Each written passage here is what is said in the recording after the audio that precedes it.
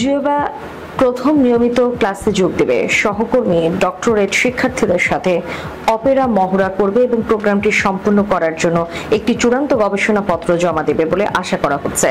কৃত্রিম বুদ্ধিমত্তাকে পারফর্মিং আর্টসের সাথে মিশ্রিত করে একটি যুগান্তকারী পদক্ষেপে চীনের প্রথম হিউম্যানয়েড রোবট জুয়েবা প্রথম সাংহাই থিয়েটার একাডেমিতে নাটক ও চলচ্চিত্রের একটি ডক্টরেট প্রোগ্রামে ভর্তি হয়েছে। সাউথ চায়না মর্নিং পোস্টের এক প্রতিবেদন অনুসারে 27 জুলাই বিশ্ব কৃত্রিম বুদ্ধিমত্তা সম্মেলনের সময় রোবটটিকে আনুষ্ঠানিকভাবে তালিকাভুক্ত করা হয়।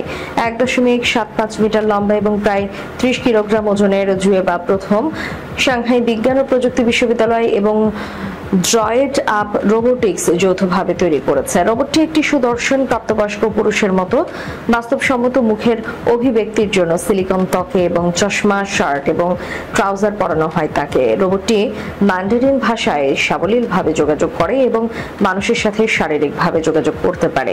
অ্যাথলেটিক্সে আত্মপ্রকাশের মাধ্যমে রোবটটির একাডেমিক যাত্রা শুরু হয়। বিশ্বের প্রথম হিউম্যানয়েড হাফ ম্যারাথনে 3য় স্থান অর্জন করে।